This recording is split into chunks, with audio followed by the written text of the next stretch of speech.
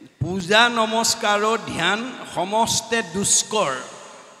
আজি আমাৰ যিটো টান হেতুকে কৰি আছে সমাজে আজি আমাৰ সমাজত যাগ যজ্ঞ পূজা কৰা মানুহৰ সংখ্যা বেছি কিন্তু বৰ দুষ্কৰ বৰ টান বুলি কৈছে ইয়াত মানে নীতি নিয়ম নিবন্ধ থাকে আপুনি আজি তাৰিখত যাগ যজ্ঞ পূজা কৰিব পাৰিব কিন্তু তাৰ কিছুমান নিয়ম মানি থৈছে বেদৰ মতে বৰ্ণাশ্ৰম ধৰ্মজত যাৰো যেন বিধি আছে তাৰেহে কেৱলে অধিকাৰ হৰি নাম কীৰ্তনত নাহিকে নিয়ম একো এতেকেহে ধৰ্ম মাজে খাৰ শংকৰদেৱে আমাক সকলোৱে কৰিব পৰা পালন কৰিব পৰা ধৰ্ম এটা দি থৈ গৈছে হেতু হৈছে নাম ধৰ্ম আপুনি ভগৱন্তৰ নাম খাওঁতে খুঁতে উঠোতে লৰোতে বহুতে যাওঁতে সকলো সময়তে ল'ব পাৰে লৰাই পাৰে ছোৱালী পাৰে ডেকাই পাৰে বুঢ়াই পাৰে বুঢ়াৰীয়ে পাৰে কিন্তু আন ধৰ্মবিলাক নিয়ম জনাবিলাকেহে কৰিব পূজা আপুনি বস্তু যোগাৰ কৰি দিব পাৰিব কিন্তু পূজাটো আপুনি কৰিব নোৱাৰে যদি আপুনি পূজাৰ যদি দেৱ ভাষা যদি সংস্কৃত নাজানে আপুনি পূজাৰ মন্ত্ৰ উচ্চাৰণ কৰিব নোৱাৰে গতিকে যোনে ভাত খায় তাৰ পেট ভৰিবনে আপোনাৰ ভৰিব আমি যদি সাধাৰণ অৰ্থত চাওঁ যোনে ভাত খায় তেওঁৰহে পেট ভৰিব আনৰ ভৰিব নেকি আপুনি বস্তু যোগাই মেলি পূজাৰীক দি দিলে পূজাৰীয়ে ঈশ্বৰৰ মন্ত্ৰ গাই তেওঁ পুণ্যটো ল'লে আপোনাৰ পইচা পাইখিনি এনেই গুচি গ'ল আপুনি তাৰ পৰা একো নাপালে মই ভাত খালে আপোনাৰ পেট কেতিয়াও নভৰে গতিকে আজি আমি হেতুকে কৰি আছোঁ গতিকে এইবিলাক বৰ দুষ্কৰ বুলি কৈছে হৰিগুণ নাম ধৰ্ম মহা সুখকৰ আমাৰ অইনবিলাকৰ নিয়ম স্থান কাল পাত্ৰ দ্ৰব্য মন্ত্ৰ নিবন্ধ কৰি থোৱা আছে আপোনাৰ স্থানটো শুদ্ধ হ'ব লাগিব পাত্ৰবিলাক শুদ্ধ হ'ব লাগিব দ্ৰব্য শুদ্ধ হ'ব লাগিব মন্ত্ৰ শুদ্ধ হ'ব লাগিব সময়মতে কৰিব লাগিব কিন্তু গুৰুজনে ভাগৱত লিখিছে কলিৰ লোকৰ মতি মলিন অপাৰ আন একো ধৰ্মত নাহিকে অধিকাৰ কলিৰ মানুহে আন ধৰ্ম ইমান সময়মতে কৰিব পৰা গুণটো নাই গতিকে আমাৰ মনবিলাক মলি সেইকাৰণে আমাক আন ধৰ্ম কৰাৰ অধিকাৰ দিয়া নাই কেৱল সহজে কৰিব পৰা নাম ধৰ্মটো আমাক দি থৈ গৈছে স্ত্ৰী বাল্য বৃদ্ধ সমস্তৰে অধিকাৰ যাগ যজ্ঞ পূজা পাতল মাইকী মানুহে কৰিব নোৱাৰিব পূজাৰীয়েহে কৰিব পাৰিব বা যজ্ঞ কৰা নিয়ম জনাজনে কৰিব পাৰে কিন্তু হৰিনাম ল'ৰা ছোৱালী সকলোৱে পাৰিব বাল্য স্ত্ৰী বাল্য বৃদ্ধ সকলোৱে কৰিব পাৰিব সকলোৱে নাম ল'ব পাৰিব সেইকাৰণে এইটোক সনাতন বা সাৰ্বজনীন ধৰ্ম বুলি কৈছে মনত ৰাখিব কথাটো চণ্ডালকো কৰে নামে তেখনে উদ্ধাৰ যদি চণ্ডালেও নাম লয় তেওঁ উদ্ধাৰ হৈ যাব পাৰিব কলিৰ সন্ধ্যাত মই পঢ়িলোঁ পিতৃত তুমি মহা বৈষ্ণৱত কৰিলোঁ বিদিত এতিয়া সুকে কৈছে মই কলিৰ সন্ধ্যাত অৰ্থাৎ দাপৰৰ শেষ কলিৰ আদ্য আমাৰ যিটো ধৰি লওক ভাদ মাহৰ শেষ আহিন মাহৰ আৰম্ভ যাক সংক্ৰান্তি বুলি কোৱা হয় দুইটা মাহৰ সংযোগ যিটো দিন সেইটোক কৈছে যে আমাৰ দাপৰ শেষ কলিৰ আৰম্ভতে মই পিতা অৰ্থাৎ ব্যাসৰ পৰা এইখিনি কথা শুনিছিলোঁ আৰু তোমাক মই এইখিনি কথা কৈছোঁ প্ৰশ্নৰ উত্তৰ দেওঁ শুনা সাৱধানে তোমাৰ প্ৰশ্নৰ উত্তৰটো মই দিওঁ তুমি সাৱধানে শুনা কৃষ্ণৰ নামেহে জানা পৰম কল্যাণ আমাৰ কলি যুগত কৃষ্ণৰ নামেহে আমাৰ কল্যাণ সাধন কৰিব অন্যই কৰিব নোৱাৰে কলিত শৰীৰ কীৰ্তন এৰিয়া অন্যত্ৰ ধৰ্ম আচৰে মিছাতে কেৱলে শ্ৰম মাত্ৰ পাৱে একোৱে ফল নধৰে আপুনি কৰিব পাৰিব সেইটো আপোনাৰ অধিকাৰ আছে বা সমৰ্থ আছে ফল নাপায় কাৰণ ২৮,০০০ নাপালে আপুনি মই পাম নেকি বাৰু ২৮,০০০ ঋষিয়ে বেদজ্ঞ শাস্ত্ৰজ্ঞ টিকালজ্ঞ ধ্যানত ভগৱানক সাক্ষাৎ কৰিব পৰা যোগ্য ঋষিসকলে যদি নাপালে কলি যুগত যজ্ঞ কৰি ফল নাপালে আপুনি মই পাম নেকি বাৰু এই কথাটো উপলব্ধি কৰিব লাগিব দেই উপলব্ধিহে সংস্কাৰ কৰে যাৰ উপলব্ধি নাই তাৰ সংস্কাৰ নাই তাৰপিছত কৈছে নামে সাধে যাৰো যেন মত অভিলাষ জীৱা মুখ্য চাহে বৈকুণ্ঠত দেন্ত বাস ভগৱন্ত আমাৰ প্ৰত্যেকৰ হৃদয়তে আছে সমস্ত ভূতৰে মই আছোঁ হৃদয়ত কি কাৰণে আছোঁ যা দৃষ্টি ভাৱনা জৈছ সিদ্ধি ভৱতী তাত দৃষ্টি যোনে যি ভাবে তেওঁৰ মনৰ ভাৱ তেনেকৈ পূৰণ কৰিবৰ কাৰণে মই আছোঁ কোনোবাই যদি ল'ৰা বিচাৰে ল'ৰা দিম ছোৱালী বিচাৰিলে ছোৱালী দিম সেই দিয়া অধিকাৰ মোৰ আছে মই কল্পতৰ বৃক্ষৰূপে তোমাৰ হৃদয়তে আছোঁ তোমাক ল'ৰা লাগে নে ছোৱালী লাগে মোক ক'ব লাগিব কল্পতৰ বৃক্ষ যদি সবাটো সমান মাগন্তা জনক মাত্ৰ দেই ফলদান আপুনি ক'ব জানিব লাগিব ভগৱন্ত আমাৰ হৃদয়তে আছে গতিকে ল'ৰা লাগিলে ল'ৰা দিব ছোৱালী লাগিলে ছোৱালী দিব ভাগৱতৰ এই দৰ্শন নজনাৰ কাৰণে আজি আমাৰ সমাজত বহুত কোৱালিফাইড মানুহ বহুত উচ্চ পদস্থ বিষয়ত চাকৰি কৰা মানুহে বাঞ্ছিত ফলৰ পৰা বঞ্চিত হৈ আছে পুথিগত ডিগ্ৰী তেওঁলোকৰ আছে কিন্তু আধ্যাত্মিক জ্ঞান তেওঁলোকৰ নাই ভাগৱতৰ জ্ঞান তেওঁলোকৰ নাই যাৰ কাৰণে বহুত উচ্চ পদস্থ বিষয়ত চাকৰি কৰি বহুত শিক্ষিত হোৱাৰ পিছতো বাঞ্ছিত ফলৰ পৰা বঞ্চিত হৈ আছে যেনে কোনোবা এটা দম্পতীক লাগে ল'ৰা এটা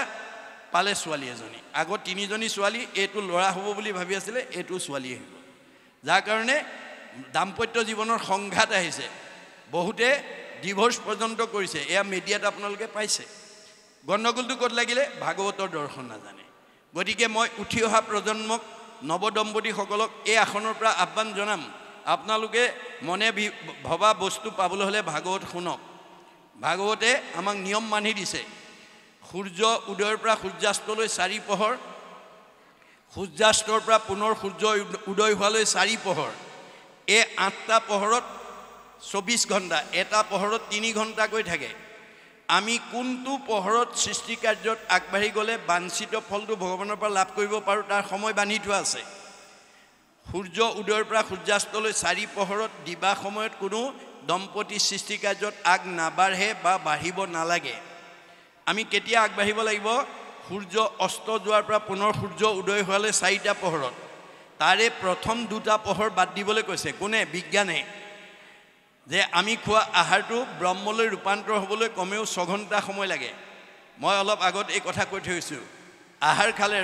ৰসৰ পৰা তেজৰ পৰা মাংস মাংসৰ পৰা মেদৰ পৰা হাড়ৰ পৰা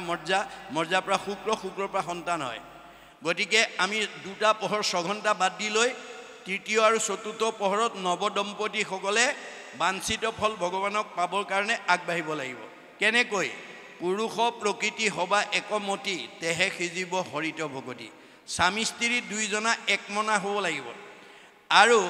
আপোনাক মানে কি লাগে প্ৰথম বা দ্বিতীয় সন্তানটো ল'ৰা লাগে নে ছোৱালী লাগে কেনেকুৱা গুণৰ লাগে ডাক্তৰ লাগে নে ইঞ্জিনিয়াৰ লাগে নে প্ৰবক্তা লাগে নে অধিবক্তা লাগে নে বুদ্ধিজীৱী লাগে নে জ্ঞানী লাগে নে ভকত লাগে নে বৈষ্ণৱ লাগে নে সন্ত লাগে নে মহন্ত লাগে নে আপুনি আলোচনা কৰি ল'ব লাগিব দুইজনে আলোচনা কৰি যথা সময়ত নিবেদন কৰিব লাগিব ভাৱটো জনাব লাগিব ভাৱেন লভতে সৰ্বম আপুনি ভাৱটো দুইজনে জনাব লাগিব একমনা হৈ কিন্তু যদি মতভেদ থাকে ধৰি লওক কাৰোবাৰ স্বামীয়ে জানে ভাৰ্যাই নামানে বা কাৰোবাৰ ভাৰ্যাই জানে স্বামীয়ে নামানে তেতিয়া আমাৰ দাম্পত্য জীৱনলৈ কচ্ছপৰ দৰে দিন নামি আহিব কচ্ছপৰ দুগৰাকী ভাৰ্যা দিতি আৰু অদিতিয়ে স্বামীৰ লগত মন মিলাই সময়মতে সৃষ্টি কাৰ্যত আগবাঢ়িছিল সেইকাৰণে আটাইকেইটা দেৱতা সন্তান জন্ম দিবলৈ সক্ষম হ'ল কিন্তু দিতি হিংসাগুৰি আছিল সতিনীৰ সন্তান হোৱা দেখি হিংসাত ভাগি পৰিছিল আৰু অসময়ত গৈ উপাসনা স্থানত পুত্ৰদানৰ কাৰণে স্বামীক আহ্বান জনাইছিল দূৰদৰ্শী সম্পন্ন কশ্যপে ভাৰ্যাক বুজাইছিল হে ভাৰ্যা এইটো পুত্ৰদানৰ সময় নহয় এইটো ঈশ্বৰ উপাসনাৰ সময় তুমি খন্তেক ধৈৰ্য ধৰা নামানে উপায়ন্তৰ হৈ ভাৰ্যাক সন্তুষ্ট দিবৰ কাৰণে পুত্ৰদান দিলে যাৰ ফলত হিৰণ্যাক্ষ আৰু হিৰণ্যকশিপুৰৰ দৰে অসুৰৰ জন্ম হ'ল এতিয়া আমাৰ যদি উঠি অহা দম্পতীবিলাকে এই সময়ৰ কথা নাজানে আপোনালোকৰ ঘৰলৈ তেনেকুৱা সন্তানে আহিব যিবিলাক সন্তানে বৃদ্ধ বয়সত বৃদ্ধ পিতৃ মাতৃক সেৱা শুশ্ৰূষা মৰম চেনেহ লালন পালন কৰাৰ বিপৰীতে বৃদ্ধাশ্ৰমলৈ খেদি পঠিয়াব আজি বহুত উচ্চ শিক্ষিত ল'ৰা ছোৱালীয়ে বহুত উচ্চ পদস্থ বিষয়ত চাকৰি কৰা সন্তানে আনৰতো দূৰৰ কথা নিজৰ জন্মদাতা বৃদ্ধ পিতৃ মাতৃক বৃদ্ধ বয়সত কেনেকৈ সেৱা কৰিব লাগে শুশ্ৰূষা কৰিব লাগে মৰম কৰিব লাগে লালন পালন কৰিব লাগে তাক নাজানি বৃদ্ধাশ্ৰমলৈ খেদি পঠিয়াইছে গতিকে তেওঁলোকৰ উচ্চ শিক্ষাৰ মানদণ্ড উচ্চ পদস্থ বিষয়ত চাকৰি কৰাৰ মৰ্যাদা ক'ত তেওঁলোকৰ জীৱন ধিক গতিকে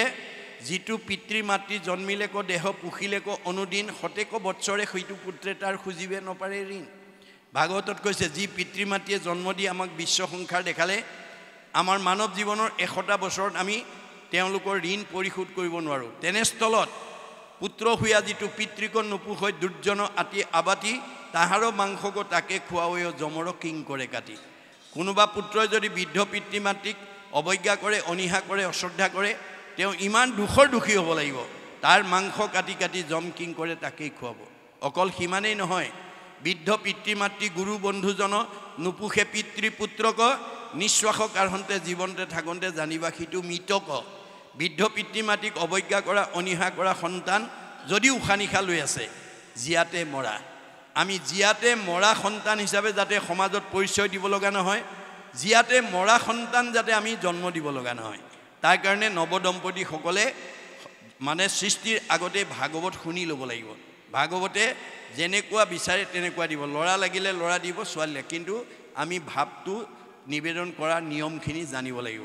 গতিকে আজি নিয়ম নজনাৰ কাৰণে বহুত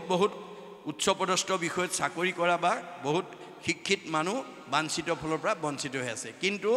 আপোনালোকৰ এইখন গাঁও যদি এই ভাগৱত চৰ্চা এনেধৰণে প্ৰতি বছৰে হৈ থাকে প্ৰথম স্কন্ধৰ পৰা দ্বাদশ স্কন্ধ ভাগৱত যদি নিজে শুনাৰ লগতে উঠি অহা প্ৰজন্ম শুনোৱাৰ সৌভাগ্য দিব পাৰে এইখন গাঁৱলৈ তেনেকুৱা সন্তান পুত্ৰৰূপে আহিব নোৱাৰিব মনত ৰাখিব কথাটো তেনেকুৱা সন্তান পুত্ৰৰূপে আহিব নোৱাৰিব গতিকে পোহৰৰ ওচৰলৈ যেনেকৈ আন্ধাৰ আহিব নোৱাৰাটো বিজ্ঞানসন্মত বাস্তৱ সত্য ভক্তি ধৰ্ম ভাগৱত ধৰ্ম ভক্তি মানে পোহৰ য'ত থাকিব সেইখন গাঁৱলৈ কোনো বেয়া জীৱ আহিব নোৱাৰিব এই কথা কৈছে তাৰপিছত কৈছে যে অল্পকালে সাধে সিদ্ধি কৃষ্ণৰ ভগতি দুই দণ্ডে পাইলা গতি খটাংগ নিৰ্পতি মানে ভাগৱতৰ ভক্তি ধৰ্মৰ নিৰ্ণয়টো কৰিছে যে ই অলপতে আমাক সিদ্ধি দিব পাৰে দুই দণ্ডতে খটাংগ নিৰ্পতিয়ে গতি পালে কেনেকৈ দানৱ গণক যিনি নিৰ্পতি পূৰ্বত দেৱতাক ৰক্ষা কৰি আছিলা পূৰ্বতে খটাংগ নিৰ্পতিয়ে স্বৰ্গ মানে মৰ্ত্যৰ পৰা গৈ স্বৰ্গত দেৱতাসকলক অসুৰৰ হাতৰ পৰা ৰক্ষণাবেক্ষণ দি আছিলে দেৱসবে বোলে বৰ লোৱা মহিপাল ৰাজা বোলে কৈও আগে জীবু কটকাল যেতিয়া তেওঁ বৃদ্ধ হ'ল কাৰ্তিক গণপতি যেতিয়া দেৱতাৰ সেনাপতি হ'ল তেওঁলোক স্বনিৰ্ভৰশীল হ'ল আৰু খটাংগক ক'লে তুমি বহুত কষ্ট কৰি আমাক ৰক্ষণাবেক্ষণ দিলা এতিয়া তোমাৰ বয়স বেছি হ'ল তোমাক আমি ৰেহাই দিব বিচাৰিছোঁ পিছে তোমাক এটা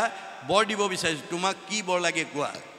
তেতিয়া খটাংগ নিৰ্পতিয়ে ক'লে মোক বৰ দিয়াৰ আগতে তোমালোকে কোৱা মই কিমান দিন জীয়াই থাকিম দেৱে কহে জীৱা আৰু দুই দণ্ড মানে দেৱতাসকলে যুগ বলেৰে ক'লে তোমাৰ মাত্ৰ আৰু দুই দণ্ড 45 মিনিট সময়হে তুমি জীয়াই থাকিবা শুনি শীঘ্ৰে পৃথিৱীক আহিলা বিমানে লগে লগে স্বৰ্গৰ পৰা তেওঁ তৎক্ষণাৎ পৃথিৱীলৈ নামি আহিল সমস্তকে তেজী ৰাজা থিৰ কৰি মন কৃষ্ণক অভয় পদে পখিল শৰণ সমস্ত ত্যাগ কৰি একমাত্ৰ ভগৱন্তৰ চৰণত তেওঁ আশ্ৰয় গ্ৰহণ কৰিলে বা শৰণ ল'লে মুহূৰ্তে খটাংগে পাইলা পৰম গতিক জীৱা 7 দিন তুমি চিন্তা কৰা কি ক গতিকে তোমাৰ হাতত 7 দিন আছে তুমি মানে কিয় ভয় কৰিছা খটাংগ নিৰ্পতিয়ে দুই দণ্ডতে গতি পাইছে এহি বুলি কহিলা ধাৰণা যুগ মুনি যাক কহি আছে হৰি ব্ৰহ্মাটো আপুনি যে এই কথাখিনি পূৰ্বতে শ্ৰীনাৰায়ণে ব্ৰহ্মাক কোৱা কথাখিনি মই আজি তোমাৰ আগত কৈলোঁ সংসাৰ তৰণ পথ আছে সংখ্যাত এই সংসাৰৰ পৰা তৰিব পৰা পথ বহুত আছে অনেক বিঘিনী তাতো দুষ্কৰ সাক্ষাৎ কিন্তু সেইবিলাক বৰ বিঘিনী আৰু দুষ্কৰ যেনে যাগ যজ্ঞ পূজা পাতল কৰিলেও জীৱই গতি পাব কিন্তু সেইবোৰ দুষ্কৰ কাৰণ মানে আনক হিংসা কৰি যি ধৰ্ম আচৰণ কৰে সেই ধৰ্মই সেই পুণ্যই আমাক স্বৰ্গলৈকে নিব পাৰিব মানে কৰৈ নানা হিংসা ধৰ্ম নানা দেৱ পূজৈ পুণ্য ক্ষয় ভৈলে দুনাই নৰকত মজৈ আজি তাৰিখত আমি